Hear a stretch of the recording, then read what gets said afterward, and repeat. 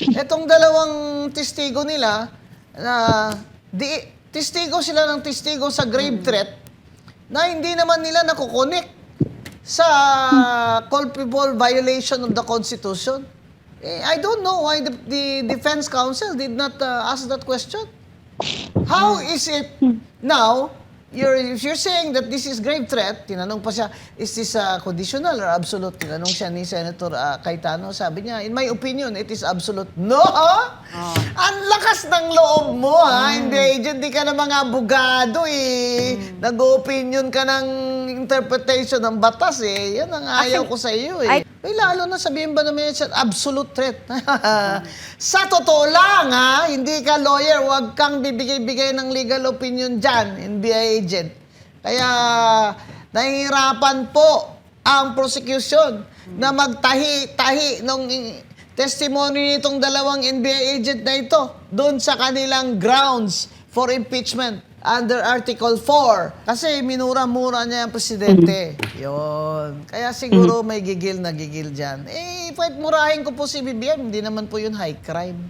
Hindi naman po yung treason kung murahin ko siya, di ba? Sabihin ko, sabi ng kapatid mo, bangag ka. Hindi naman yun culpable violation of the Constitution or a high crime. Kasi in the Philippines, wala naman pong definition at example ng high crimes.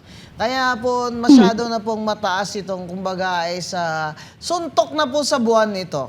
Itong high crime. So, kaya pinipilit nila yung grave threats. Dito naman sa atin, hindi naman po hari si BBM.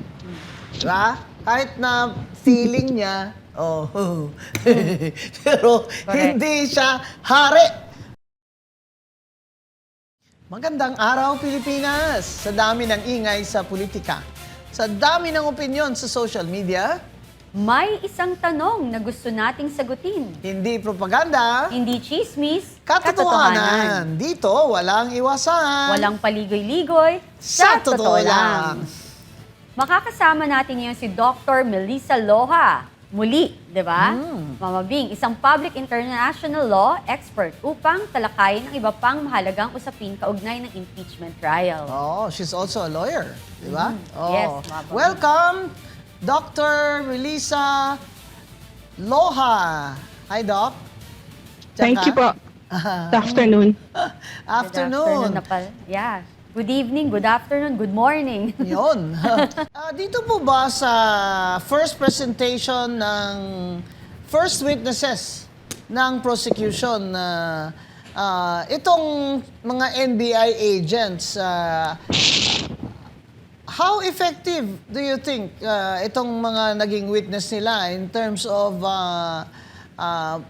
proving na yung mga sinabi ni VP Sara na habang galit siya ay they fall under the grounds in their articles of impeachment. Doc Melissa? Yeah. Thank you. I studied impeachment also in my work as a comparative constitutional law researcher and published certain articles on that question. Dito sa impeachment na ongoing, the first week has been on the fourth article of impeachment. I think much of the confusion arises from the lack of standardization. So hindi ka agad nagkaroon ng parameters. It should have been the defense should have insinuated already the parameters kasi sila yung dapat magko-contain ng presentation ng prosecution. And of course, ang prosecution would insist on a wider latitude rather than a narrower one. But I think it's necessary na magkaroon muna ng consensus ang mga tao kung ano ba talaga yung Article 4 and ano yung standards. Otherwise, magkakaroon talaga ng parating debate kung sino nakalamang, sino hindi nakalamang, and so on. Remind us, Doc Melissa, ano nga yung Article 4 ng Articles of Impeachment? Anong grounds po yun? Yes. Based on sa Article 4 nakalagay, the grounds is culpable violation of the Constitution, high crimes, and betrayal of public trust. High crimes? Yeah. Yung Alam ko may high constituent- crimes lang doon sa England eh. Kasi may hari doon eh. Yung specifically, ano pong evidence nila na sinasite sa articles of impeachment under these grounds, including Yeah. high crimes and betrayal of public trust? Alin po doon? yung constituent acts niya or yung pagkocontract ng assassin, yung grave threats against the president, the first lady, and the speaker, former speaker, and then inciting to sedition. So so far, I think na-cover nila yung tatlong constituent crimes na yun on the basis of secondary testimony from the NBI. So let me just explain na pag culpable violation of Constitution, of course, dapat meron isang constitutional provision na nilalabag. And that this would be possible. So parang kasi nagkakaroon ng disconnect between the article, the grounds, and the constituent acts. Kasi for instance, culpable violation, hindi naman siya pwede sa grave threat, hindi naman siya pwede sa inciting. Kasi in fact, protected speech nasa Constitution. It could fall under contracting if it is established, for instance, na merong attempt to destroy the constitutional succession. Tapos pwede ganon. Attempt to kill BBM. Yeah. Yeah. That would be a very BP difficult. Sara will succeed, di ba? Yan. So hindi lang yung nag-contract ka na assassin. In addition to that, dapat ipuproof mo na yung purpose is to break the constitutional succession. No, that becomes a culpable violation of the Constitution. Pagdating naman sa high crimes, medyo mataas na masyado to na standard. Hindi na siya masasakop yung mga grave threat lang, hindi na siya sasakop yung mga inciting. Nung panahon pa yata yan ni, yung high crimes na yan, baka panahon pa yan ni King Henry VIII. Oo. Oo. Yung Pero existing siya sa... Mahirap yung sinasabi nila na, kasi minura, sabi ng agent kasi minura-mura niya yung presidente. Yun. Kaya siguro may gigil dyan. Pwede murahin ko po si BBM, hindi naman po yun high crime. Hindi naman po yung treason kung murahin ko siya, di ba? Sabihin ko, sabi ng kapatid mo, bangag ka.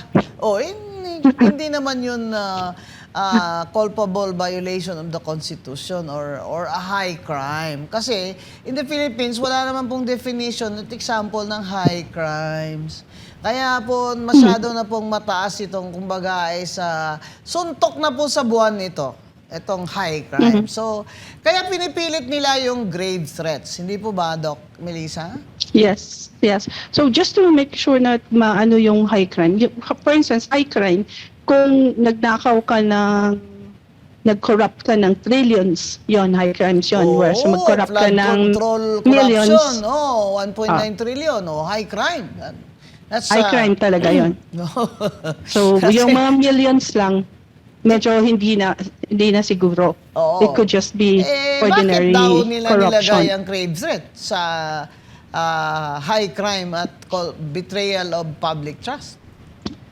I think ito lang yung merong at least pwede mag-testify na tapos nakikita ng tao kasi na-publish na yung video. I think ito yung pinaka-reason kung bakit nila siningit yung grave threat. But grave threat itself, hindi siya magko-qualify under betrayal, hindi siya magko-qualify under high crimes, culpable.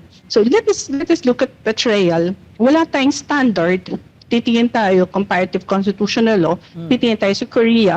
Sa Korea, Doc. Example, yung sabi mo, Korea, betrayal of public trust. Ano po yung example? yes. Yung si President Yoon, betrayal of public trust dahil nag-declare siya ng martial law, nag-deploy siya ng military na in violation ng constitutional procedure nila. Hindi So, approved ng Congress. Opo. Na-convict siya ng Constitutional Court ng Korea. Wala kasi silang impeachment court.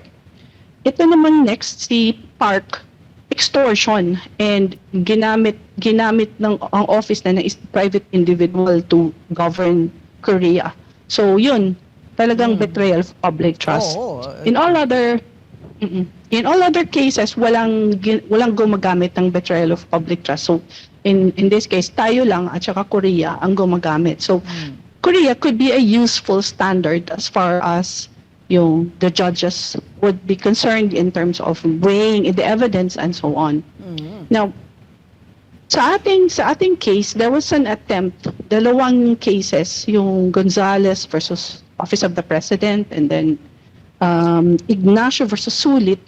Doon, diniscuss yung dismissal ng Deputy Ombudsman on the ground of gross neglect of duty, grave misconduct, constituting betrayal of public trust. So, ganun din kataas ang ginamit na standard, gross neglect of duty, grave misconduct. Kasi I think they're connecting it also, Doc, to the principle of public office is a public trust. So that's why yung betrayal of public trust doon sa Sulit is yung grave misconduct. yung ano niya, yung in other words yung duties niya, no? Di ba? Yes. Yes. Yun ba allegation doon na meron siyang gross neglect ng duty niya? Yes. Yes. So kaya betrayal of public trust. Di ba? Yes. Because that is his public office. It requires a high standard of trust. Di ba? So at least meron na tayong masasabing measure kung ano yung ibig sabihin ng betrayal of public trust. Although, in this case, hindi impeachment. But then we have to remember na yung case na to stemmed from an interpretation of Republic Act 6770 na nagkalagay doon na with respect to the Deputy Ombudsman, etc., they can be dismissed on the same grounds as the dismissal of the Ombudsman but with due process. So, in effect, ini-interpret na ng decisions ng OP and the Ombudsman in these dismissal cases kung ano ibig sabihin ng the betrayal of public trust. What about the case of Gonzales? The same with Gonzales, ganun din. Actually, yung core issue doon was whether may jurisdiction yung president to dismiss the deputy ombudsman. But that's beside the point. Kasi yung dismissal there was based on the finding of gross neglect of duty and misconduct constituting betrayal of public trust. So yun yung phraseology. Okay, so that's that's a very good example of a standard that is now in our jurisprudence. Di ba? Yes, Kasi, that's correct. I think in the offer of evidence of the prosecutor, he was not very clear what the testimony of these two NBI agents were for, di ba? And then when the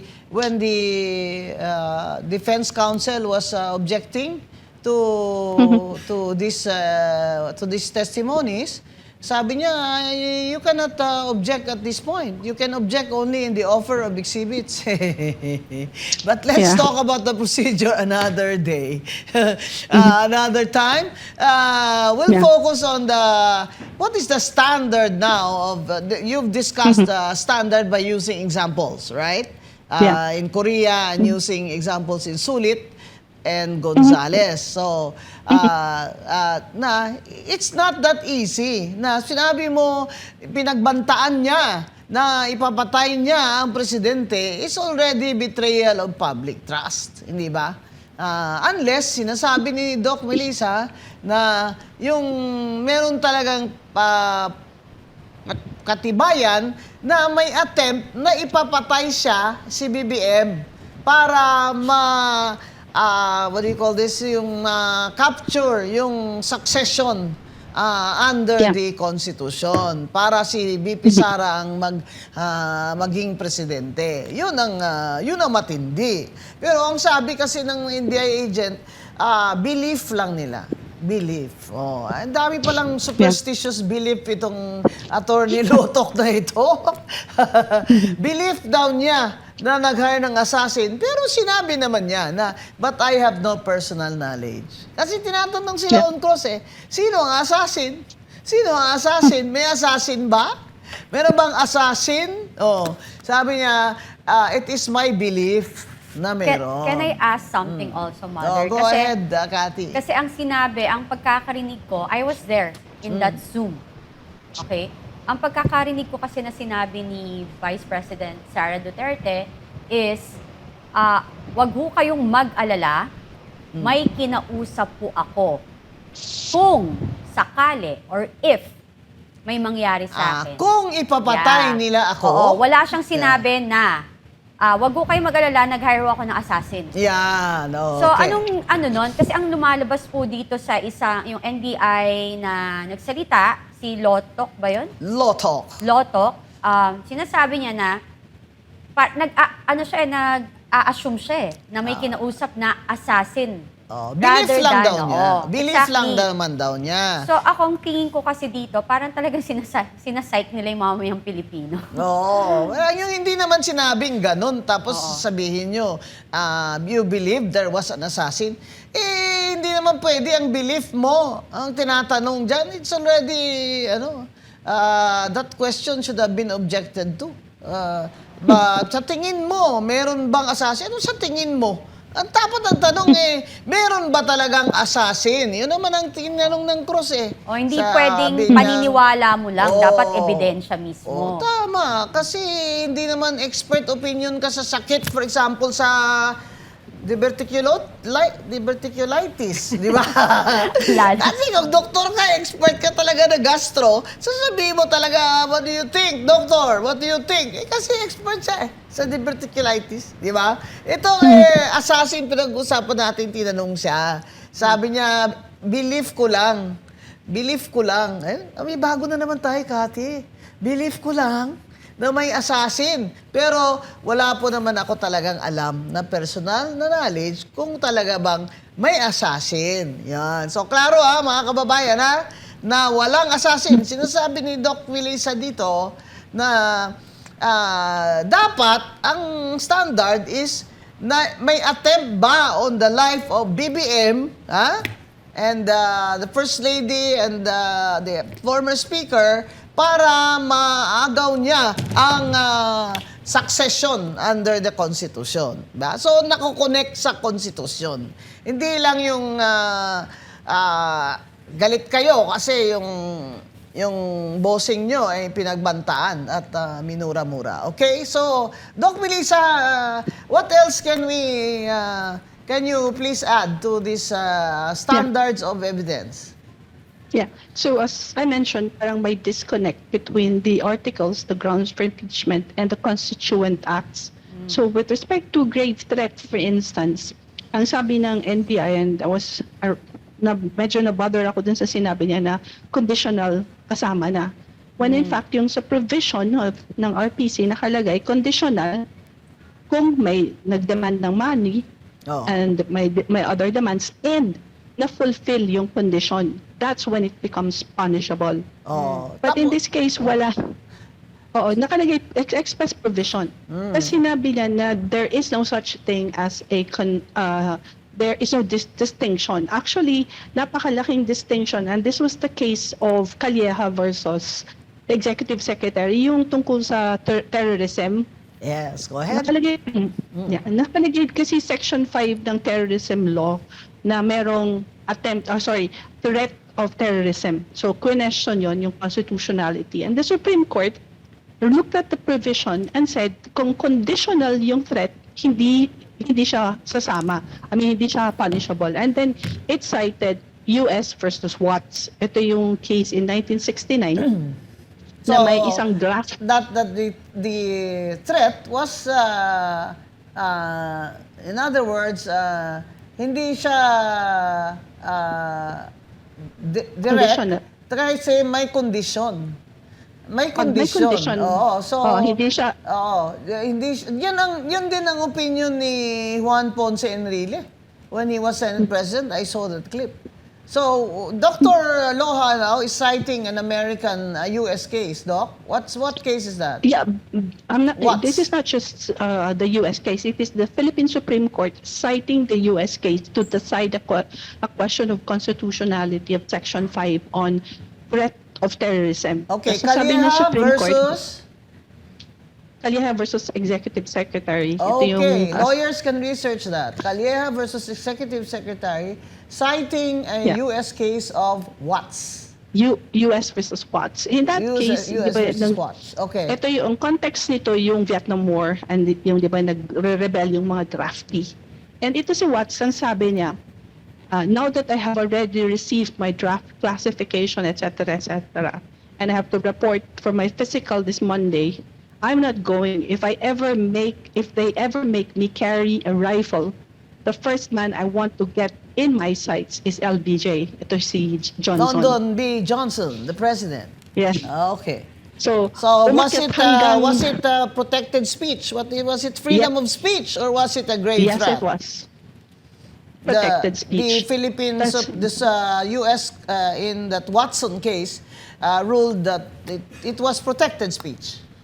Yes. Correct. So umakyat all the way to the Supreme Court. Ang sinabi lang ng Supreme Court is, this is a kind of a very crude, offensive method of stating political opposition to the president. So no different from the way that Sara Duterte expressed her opinion. And, yes. In this particular case, kay Sara Duterte, we have to take into account the fact na for her, merong threat sa kanya coming from a person believed to be suffering from drug addiction. So if kahit sino namang tao receiving a threat from a person who has drug addiction, so in quotation marks, talagang hindi yung threat sa'yo, di ba? Kasi Hindi irrational talagang, na yun. hindi na yun biro. Di ba? Yes, Kasi irrational na yun. addict siya eh. Oh. So therefore, your reaction na sasabihin mo pag if you get me killed, I will have a reprisal. Ano talaga in that context na yung threat is coming from a person believed to be or rumored to be Yes. suffering from drug addiction, and Oh. therefore your reaction would have to be calibrated according to that type of threat. Plus, And remember, yes, go ahead, Doc. Remember, a reaction to a threat does not necessarily have to be a counter threat. It can also be a warning. At the same time, it could also be, and this is something really important, a deterrent.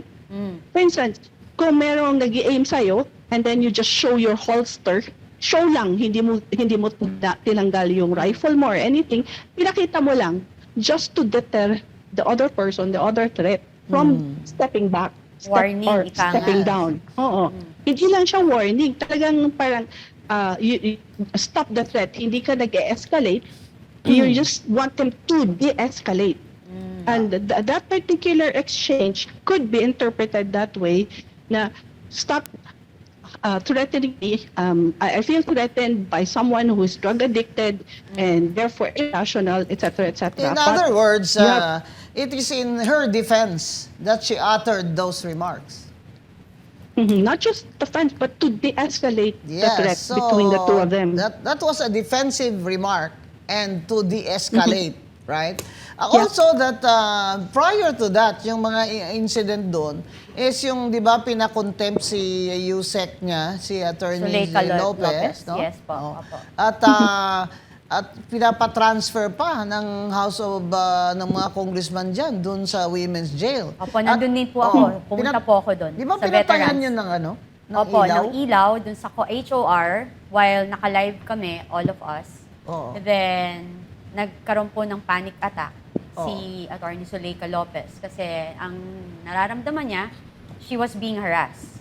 Plus, Tapos hindi, gusto papasok siya sa jail at saka ng... in the middle of the night, gabing-gabi, Oo. sinabihan siya na ililipat siya sa kulungan. Tapos Na pinatayan hindi ng na wala ilaw. naman siyang krimen Oo. and she is a lawyer.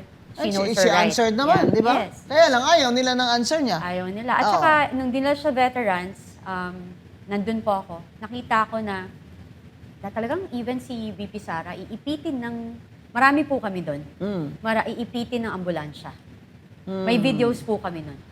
No, grabe. So that's why in Philippine decision naman, Doc Melissa, doon sa Israel versus people of the Philippines, the Supreme Court cited there that an emotional outburst is not a grave threat. Not every threat is real, di ba? Not every threat is real, di ba? Correct. Sinasabi mo nga, it was to de-escalate. Sa akin, it was a defense. And then the Supreme Court said in Israel versus people of the Philippines na emotional outburst, may mga prior incidents, di ba? Kaya ako ang thinking ko dyan, kaya inatrust nila yung hostile witness nila si Attorney Lopez eh. Di ba? Sabi nila yung hostile witness, lagay nila sa stand. Kasi talagang ididiin nila, ipapaaminin nila. Which they forget that she's a lawyer, you know? Yeah. And you cannot just easily trick lawyers, you know, into admitting anything. So, I think na-realize nila yun na that's going to establish now that there was a prior incident. Kaya si VP Sara emotional outburst, di ba?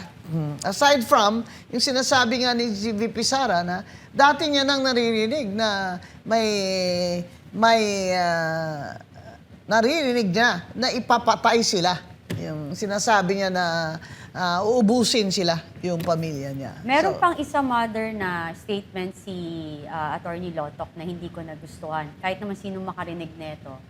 Based on the rule of law, hindi po ako abogado, pero hindi naman din po ako tanga na hindi maintindihan. Nung sinabi niya na, nung tinanong siya na, I forgot lang kung paano yung pagtanong, pero ang pagkakaintindi ko, yung pagtatanong is, paano mo nasabi na may kakayahan si VP Sara na patayin or pumatay? Oh, dahil daw, ang tatay niya si Ang tatay Digong. niya is si PRRD na may kaso sa ICC, which is, number one, speculate ka na nun. Oo. Hindi po ba? Tsaka, dahil ba yung tatay niya ay akusado ng EJK sa ICC, siya may kakakayahan na magpapatay ng tao?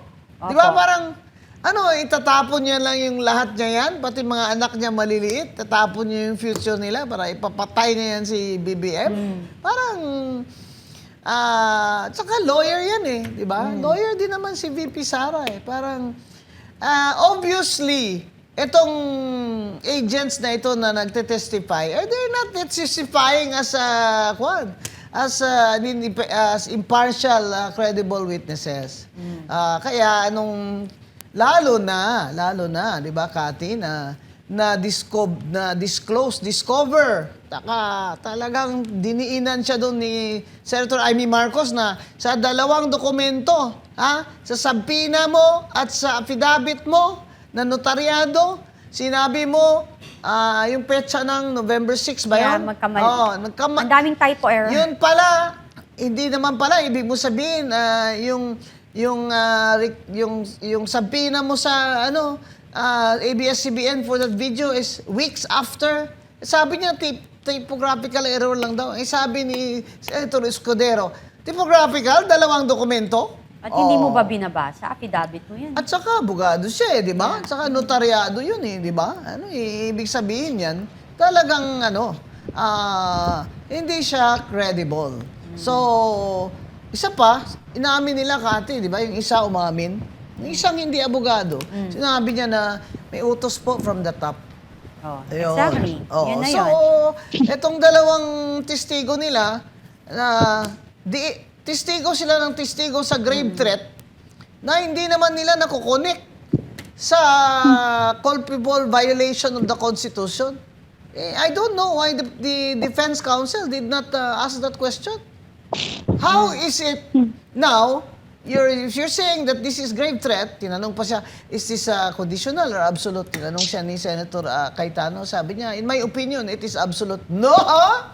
Ang lakas ng loob mo, Hindi ka na mga abogado, Nag-opinion ka ng interpretation ng batas, Yan ang ayaw ko sa iyo, I can't wait nga kasi hiningi ni, si ano ba yon? Si Senator Robin naghingi ng mga certification courses na tinapos niya. Kasi, Mama Bing, meron kasing LEVA na tinatawag, Law Enforcement Video Association Certification, pagtapos ng kurso para maging isang Certified Forensic Video Analyst or CFVA, Certified Forensic Video Examiner, CFVE.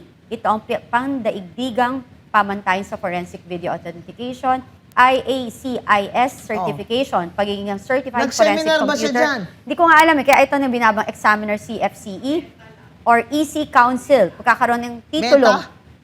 Meta? Mali yun. Pagkakaroon ng titulong Computer Hacking Forensic Investigator, CHFI. Di ba NBA agents, they are required to be accountants? And or lawyers? Yes. At saka dapat, kung forensic expert ka, may kurso ka kasing tinitake dyan. Correct. Hindi naman yung 2 linggo, 2 buwan Opo, lang, hindi expert pwedeng ka na. ganon. Opo. Ang bira naman, Di ba? Anybody naman na reasonable mind will not believe na expert yun. Eh, lalo na sabihin ba naman yan, absolute threat. Sa totoo lang, ha, hindi ka lawyer, huwag kang bibigay-bigay ng legal opinion dyan, NBI agent. Kaya, nahihirapan po ang prosecution na magtahi-tahi nung testimony nitong dalawang NBI agent na ito doon sa kanilang grounds for impeachment under Article 4 of their Articles of Impeachment. At saka, Mother, yung kitang-kita mo parang kahapon, talagang fishing expedition. I thought, di ba sabi nila, naisampa nila tong kaso na to kasi sufficient in ground and substance. Pero bakit naghahanap pa rin sila habang ginagawa ang impeachment trial na to, bakit nila gustong maghanap pa ng ibang ebidensya while nag-hearing na?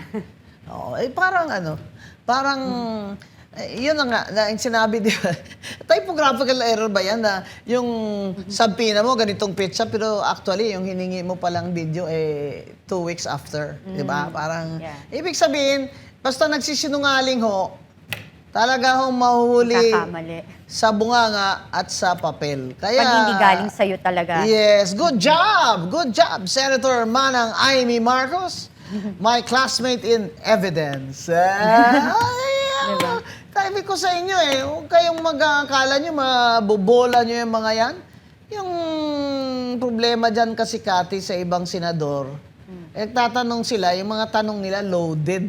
Kumbaga sa sugal, yung dice loaded. Yeah, Diba? Hindi na yun correct. mga legal na questions Yung mga, in what way is this betrayal of public trust? Ganun. Leading na di ba? Masyado ng leading At saka, Doc Melissa, I was talking about the standard of evidence in another interview of mine. And kasi, parang ang dali-dali lang for them na right now, I don't think the senators have an agreement as to the standard of evidence. And I was suggesting, my opinion, I was asked that it should be clear and convincing evidence. Although a little lower than proof beyond reasonable doubt, it is also above the evidence required in admin and civil law of substantial evidence only or preponderance of evidence only. I was emphasizing clear and convincing evidence. What do you think about this standard of evidence, Doc? So, wala namang express yung constitution, pero if you place it on the ground, for instance, high crime, so the terminology itself dapat high crime, beyond reasonable doubt yun, kasi high crime. Oh, yes. Oo. High crimes. Culpable, Oo, kasi culpable violation. mahirap naman yung bintang-bintangan mo ang tao. Hindi beyond reasonable doubt yung high crimes, di ba? Dati kasi an attempt on the life of the king was a high crime. It was also treason, di ba? The king of England. Also, in Thailand, meron silang batas na ganun, le majesty. Yeah. Yung libak-libakin mo yung hari, patay, bitay ang parusa. O kaya, hindi sila pwedeng mag-touch ng any part of the body or clothing of the royal family. Di ba? Diyan sa Thailand, in Asia, I'm only citing Thailand. But I suppose, during the earlier time, yung emperor ng Japan, ganun din yun. Le majesty din yung Japan doon. So, dito naman sa atin, hindi naman po hari si BBM. Diba? Kahit na feeling niya, pero hindi siya hari. At saka sa England nga ngayon, may hari. Sa Denmark, may hari. Sa Espanya, may hari. Pero wala na pong le majesty. Yung batas na ang majesty ng hari o reyna ay protektado sa batas. Yan. So, high crimes, in the opinion of Doc Melissa Loha, should be proven by beyond reasonable doubt. What about the other allegations, Doc Melissa? For culpable, I think okay na yung dapat clear and convincing. Yes. Yes, Pero, in all these grounds, Doc Loha, hindi naman tama na preponderance of evidence lang. Kasi removal ito ng Vice President eh. Diba? Oh, no. Kasi Dapat, kung bawa betrayal of public trust admin law, clear and Oo. convincing din eh. dapat clear and convincing evidence. Yeah. Di ba? Yeah. So, Opo. yung dalawang NBI agent, clear and convincing evidence ba yung testimony nila Doc Loha? I would, my tendency is to split the two. Kung as to the clear, dapat based on yung record or the documentary object evidence and so on. Pagka-convincing naman based on the testimony, dun siya mag-fail kasi nga walang eye contact. And, di ba, kung ikaw may typo error sa NBI clearance mo, katakot-takot na Ay, naku. problema ang haharapin. Oo. Kung kayo kaya typo error namin dyan. NBI. Tama si Doc. Kung may typo error nga dyan, yung mga pangalan, di ba? Di ba, Kati? Yung pangalan mo, kunyari, correct. yung Kati mo naging K Yeah. instead of C. Oo. Di, at Abay, saka- bigla ka na lang may hit Baka ka hold sa departure. NBI, di ba? Hold Oo. departure Yeah. ka or what? Correct. Actually, may kapangalan talaga ako pag nagpapaano ako sa NBA. Palagi ako may hit. Kaya yung pangalan po ni Kati ay talagang Mary Catherine. Yeah, Mary. Nilagyan ho talaga ng Mary. Kasi kahit hindi ako ikasal, at least I'm married to myself. Oo, so Mary Catherine. Oo. Hindi, tsaka ako lang, I was, nakaka-surprise lang talaga na haharap ka sa isang impeachment court, tapos isa kang head ng NBI. What, regional director? Yes, tapos hindi mo man lang talaga binasang mabuti yung iyong affidavit. So, Tapos tapos, saka bakit BARM? Regional director siya actually, ng BARM. Nailipat daw siya. Tapos second to that, nung tinanong siya, may taga-type po kami. So, Golden Golden Boy. Boy ng NBI? Okay. Ay, Golden Boy. bongga! Okay. Golden Boy ka pala. Kaya pala ayaw mo mag-eye contact. Actually, Mother, may lumalabas sa parang dating pari ba siya or pari siya? Abay, sana okay Sana. yun. Di ba? Baka may sabi ko, may kakambal ba? Huwag siyang magsinungaling. Kasi yung Senate court na yan, mabait lang yan si Senator Escudero eh. Bay kung mga kagaya kong mga presiding officer dyan, kagaya ng panahon namin sa COMELEC. O kaya nandyan kaya si Senator Miriam Defensor Santiago. Naku! Uwi ka talagang luhaan dyan, luluha ka ng dugo. Di ba si Senator Alan Peter Cayetano nga nag-request na paatinin si Senator Marcoleta at saka si Jinggoy kasi hindi pa naman sila proven guilty. And they need to do their job. And yung constitutional right din nila yon. And bilang mamayang Pilipino, tayong mga bumoto sa kanila, pwede tayong manawagan na ipaattend sila. Lalo na may kakayahan naman sila. At saka hindi doon, Mother, kasi kung talagang ang sinasabi nila, sinabi ko nga kahapon, ang hamon ko dyan sa Senado at sa gobyernong ito, kung sinasabi niyong hindi ito political persecution o hindi ito personal na pag-atake para hindi maka-attend si Senator Marcoleta at yung sinasabi niyo nga, kakampi ni VP Sara or allies niyo dyan sa Senado, pati ninyo. Kung hindi nyo sila mapapa-attend, talagang personal yung atake nyo. At takot kayo sa kanila. Kasi ang dami namang partisan dyan di ba? Sinasabi ko nga unsolicited advice ko kay Senator Risa Hontiveros. Hontiveros. Inibit na siya. Kasi nag-declare na siya dun sa amin sa Iloilo na tatakbo siya sa pagka-presidente. Kasi nag-declare na siya, di ba? Na gusto niya siya ang kandidato. Kung conflict of interest na si Senator Hontiveros. So, ako, unsolicited advice lang. Para naman yung credibility mo, medyo ma-protect mo, ha? Mag-inhibit ka na dyan. Kasi, hindi naman sa hindi naman mas importante naman yung election ng 2028 para sa kay Senator Risa kaysa dyan sa impeachment na yan. Kasi alam naman yan na hindi naman nila makukuha yung 16 votes talaga. Diba? Kaya nga, di ba, meron naman lumalabas na issue na iniimbestigahan daw yung dating Clark something at ang parang tina-target daw si Senator Alan Peter Cayetano. Baka nakalimutan niya, nandun din si Dizon, Secretary Dizon. Dalawa sila.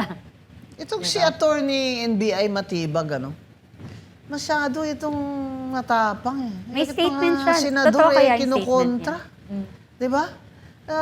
Hindi na ito according to ng separation of powers at mga hindi na ito good custom, kumbaga. Habang naglilitis at habang huwes si Senator Alan Peter Cayetano ay binabantaan siya indirectly na siya ay imbestigahan doon sa ASEAN Games na expenses. Di sige. Oo nga, Kati, no? Kasama pala dyan si Vince Dizon. Dyan sa committee na yan. Hindi ko alam yan, Parang part siya, I forgot na At saka kung totoo man, kasi may nabasa lang ako sa social media para lang klaruhin. May nakita ko na sinabi daw correct me if I'm wrong din, na kung sino raw ang kakalaban sa gobyerno ay gigibain ni Matibag. Nako. I don't know if it's true, pero Babalik tayo lumalabas mamaya siya. kay Matibag, Kati. Balikan natin si Dr. Melissa Loha, who was a Yes. PhD in Public International Law in the University of Hong Kong. Doc Loha, so, yung next na articles of impeachment po na you think the prosecution will focus on next time, what is that? I think there was talk about the BIR documents, so we would now be on the confidential funds and on corruption issues. Regarding lang po dun sa mga senators, in the 2000 rules of impeachment, ito yung sa kay Estrada na impeachment. Yung rules dun nakalagay, may kasama na provision on alternative way of voting. For instance, absent sila. So, i-adapt lang ng bagong mode of voting. Basta yung absence nila would be for a valid reason. For instance, detention, which is a valid reason why they can't attend. So, natanggal lang yung nagkaroon yung 2011 drafting ng rules for the impeachment of Corona naman, nilagay yun ni Senator Soto. Nilagay niya dun sa proposal niya. Pero, it was Senator Joker Arroyo who said na tanggalin yon because unfair dun sa mga senators who would be present. Meaning, yung opposition ni Senator Arroyo was not based on unconstitutionality. It was just based on some petty reason about inconvenience, unfairness, and so on. So, hindi siya interpretation ng constitutional provision. So, yung insertion of that particular provision in the 2000 rules would still be the prevailing interpretation of the Constitution that kahit absent yung senator, he has the right and the constitutional duty, hindi nga siya right, duty nga siya, to participate and to vote. So, sino Senator Marcoleta, etc. should And be Jingo. given. Yes. Yeah, Senator Jingo and Senator Cayetano, if he's going to be jailed, there has to be a mechanism. Otherwise, kung hindi gagawa ng mechanism ang Senate, it would be in breach of the Constitution. So, yung current rules na wala siya doon, hindi yan siya authoritative in the sense na precluded na yung participation by other modes. And Kasi meron ng- it's worthy to note that it was Senator Soto who proposed that. Yeah. Actually, funny enough kasi 2011, yung kay Corona, siya yung naglagay, siya yung nag-propose ng retention of that provision. Sorry. From the 2000 rules. Yun. Only that, si Senator Joker didn't agree. Pero not on constitutional grounds. But, So there's no constitutional obstacle in the present setting kung bakit hindi sila mag-adopt ng other modes of participation by those who are not able to attend. right. I agree with you. Kasi we did that in COMELEC nung time ng COVID, di ba? Because I was in my hometown for almost a year and a half. But I participated because we changed the rules, di ba? So, they're always saying na, you cannot do that, wala namang COVID ngayon. But the Senate, of course, has the power to amend its rules. And I think ang nawala sa Senado ngayon na Doc Melissa, no, yung parang collective Wisdom. respect sa Senate as an institution. Kasi noong araw, kahit na magkabilaan sila, di ba? Magkabilaan sila, hindi sila, they don't belong to the same party. Pag na-threaten yung isang senador, kagaya niyan, tinithreaten na indirectly ni Matibag, si Senator Alan Peter Cayetano, the others would rise to defend the institution. Kasi at Matibag is in effect indirectly attacking the independence of the Senate by indirectly warning Senator Cayetano that he is going to be investigated. So dapat kami sa COMELEC doon, ganun din eh. Lagi naman kaming, gaya nun, lalo na si Bautista, lagi kaming other end of the spectrum sa botohan eh. Lagi, not always. Pero pag ang independence na ng COMELEC ang nakasalalay o may bugado dyan o testigo na mag-accuse sa amin na nabili kami, everybody, we will circle the wagons kung sa Western movies pa. We will circle the wagons because we have a duty to protect and defend the integrity and independence of our institution. Yan, wala ka na. Hindi ko na nakikita yan ngayon, Doc Loha, kasi masyadong divided na sila sa political lines nila. Nakita natin yan nung nag-agawan ng Senate presidency na parang wala nang good manners and right conduct. Oo, Wala na. Parang hindi na tayo sumusunod sa constitutional law. Oo, tsaka yung good custom as Filipinos, parang wala na. Di ba? Nasira. Mayor ako, kung senador yan Senator Vito Salonga, Neptali Gonzales, yung mga, they were giants of di ba? They were giants among men, di ba? Mga Jokno, mga gano'n. Ang presiding judge natin. So, they never spoke ill personally against their fellow senators even when they disagreed. No? Kaya talagang hahanga ka sa kanila. Very ang taas ng tingin ng mga tao before sa Senate. Ngayon parang ano ba to? Kasi siguro ang social media, Kati, ay freewheeling na. Ha? Tsaka... Ay, pati makeup ni sa Atty. Ligutan, kinukomentaryo na ng mga tao. Ako yun. Ay, ikaw ba yun? Nag-comment Naku, ako. Kati, ha? At least aminado. Ako din. Kaya nadala ako. Kasi nakita ko, parang masyado maputi yata yung makeup niya para Sobrang sa pati lip kanya. tint.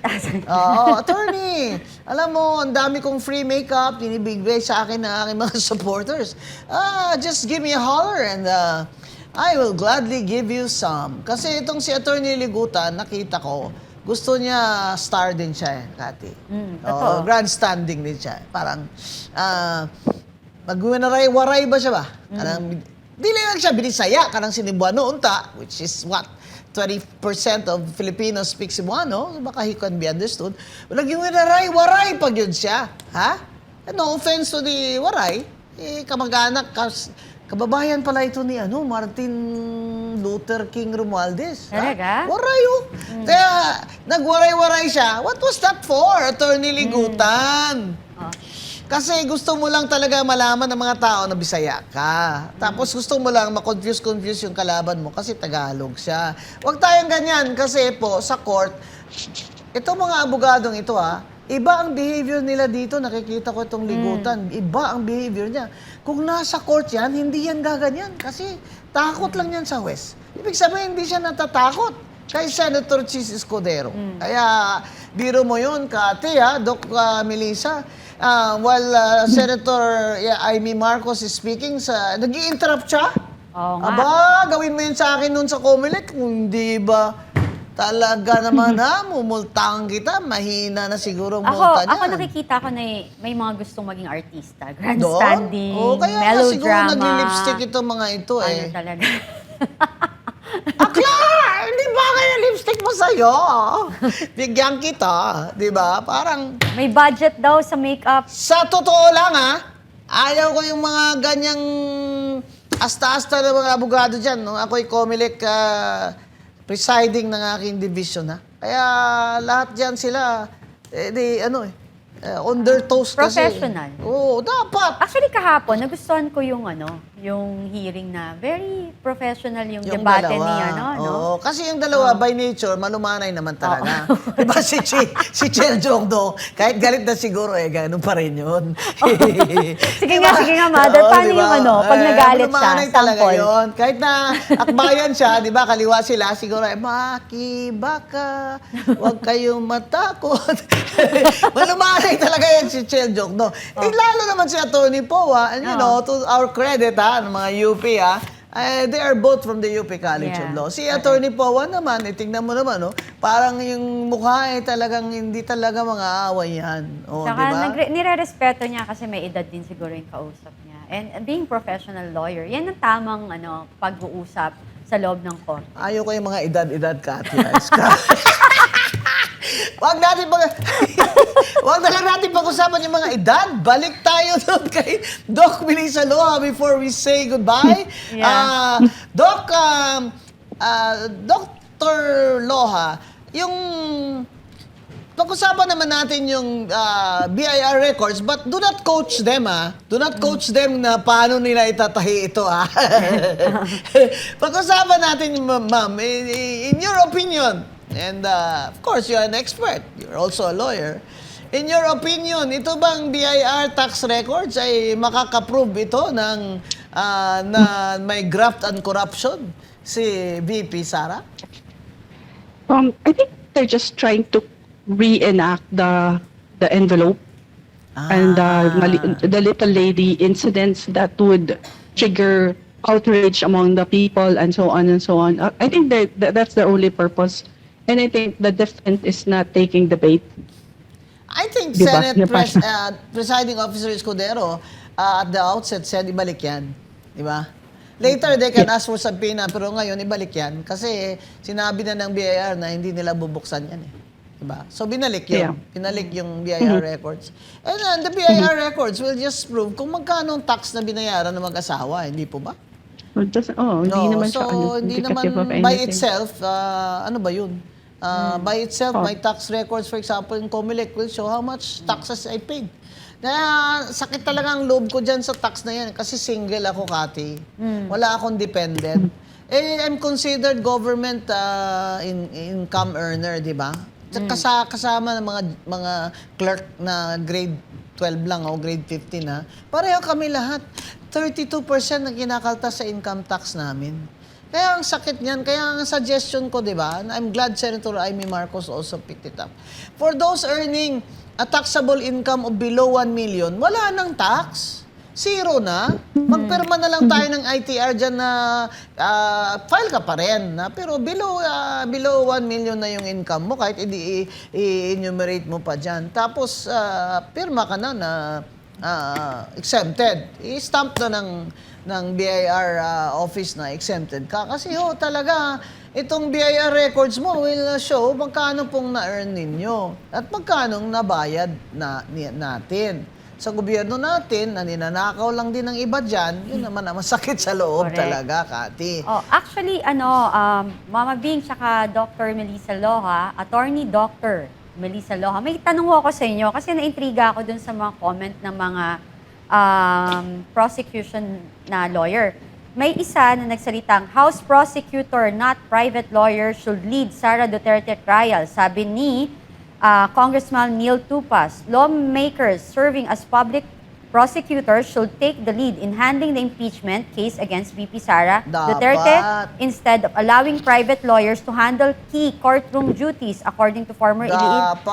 Eto pa. Kaso lang wala naman siyang kakampi doon, di ba? Dapat. Kasi di ba sinuistro nating fiscal yan na pinatakas niya yung asawa niya accused of rape? Di ba siya yun?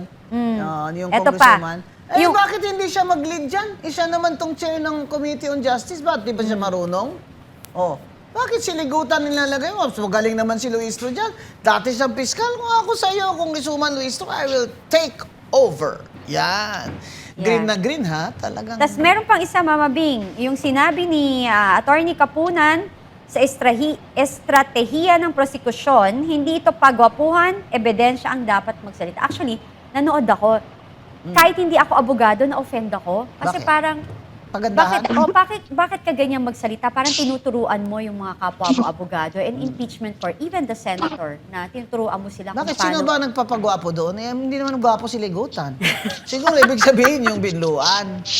Si Powa! Bakit nagpapagwapo? Wala namang mangyayari sa inyo. Hindi naman nagpapagwapo si Powa because he's very shy.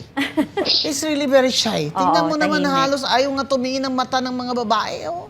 Pero talagang may pagkagwapo nga naman. Oh. Pero, siyempre, Baka naman pagpagwapuhan does not apply to Ligutan. Pero baka nagwapo naman siya, kaya yun ang nasabi niya. Okay lang. Pwede rin, okay na rin. Parang slight yun eh. It's parang it was a slight, ha? Si Narvasa rin, oo. Marami Okay, gwapo nagkakatras ba si Narbasa? cute Yung na apo bata. ni... Oo. Anak yata yan ng kaibigan ko, Narbasa. Yes, kaibigan mo. Ano magagawa nila kung gwapo sila? Talaga naman, sa totoo lang. Di ba? True. Robin Padilla, ang gwapo talaga. Oo nga. Hindi talaga natiis talaga ni John Vic. Di ba? Ayaw mo na yung mga, wag mga, ikaw, Kati, na-offend ka. Bakit Bakit? ako ma-offend? Bakit ka na-offend nung sinabing hindi pa gwapuhan? Saan? Sabi mo, nakaka-offend naman yung sabihin mo na sa ibang abogado, hindi ito Ay, pagkapuhaan. then, offend ako yung the way she parang nagdi-dictate siya kung paano i-handle ang impeachment ng mga lawyers Di and ng padala na lang impeached natin ng senator. bagong lipstick si Ligutan. Para kasama na siya sa mga gwapo dyan. Siguro sabi ni Dr. Melissa Loha, ano yung pinagsabihan? Wild talaga itong dalawang ito. Pasensya ka na, Doc Loha. Ganito talaga dito sa totoo lang. Di ba? Kaya po, bago tayo magtatapos, para Ano may pong next mensahe? topic pa tayo dun sa mga BIR records na yan at sa mga bank secrecy, sana maimbitahan natin ulit si Dr. Melissa Loha, doctorate, PhD in Public International from the University of Hong Kong. Any parting words, Dr. Loha, please? Let's not forget the flood control scams, guys. Oh, yeah. Correct. Of course. Kasi dinadivert ang attention ng mga tao dito sa impeachment sa flood control. Hanggang ngayon, hindi pa rin nakukulong ang best friend ko, si Martin Luther Romualdez. Exactly. Kailan na ba, Ombudsman? Inuuna mo naman si Senator Dudante Marcoleta at si Kong Mike Defensor. Hindi naman yun public funds. Ito, unahin mo. Yung brand mo na first cousin ni BBM, si Martin Romualdez Ferdinand, di ba? Martin Ferdinand Romualdez. Ang dapat po, sinasabi nila na kaya daw, ito si Martin, kaya daw is state witness si Secretary Bonoan ng DPWH kasi ituturo niya na ang mastermind ay si Martin Romualdez. Ayan, abangan natin yan. Correct. Ayan. So, thank you very much, Dr. Melissa Loha. Until we meet again in the next episode. Thank you very much. And again, Thank you Mama too. Bing, no? Sabi nga, wag nating kalimutan ng flood control. Kasama, nasa na ang pera ng Pilipinas? 129 billion. Illegal insertion in national budget. For 120 or 127 billion PDIC, pondo para sa proteksyon ng depositor sa bangko, ginamit na rin. 36 billion SSS funds, ipon ng mga trabahador na wala sa dapat nilang paggamit. 124.5 billion flood control budget, malaking pondo para sana sa pag-iwas ng baha. Pero bayan pa rin ang napasama. 89 billion PhilHealth funds, pondo para sa kalusugan ng Pilipino, kinuha para sa iba. 500 billion Land Banks of the Philippines, pondo ng bangko para sa pagpapaunad ng mamamayan, ginamit sa iba. 'Di ba? 250 billion Maharlika funds, pondo ng bayan na dapat para sa kaunlaran pero walang malinaw na resulta. 129 billion gold reserve sold.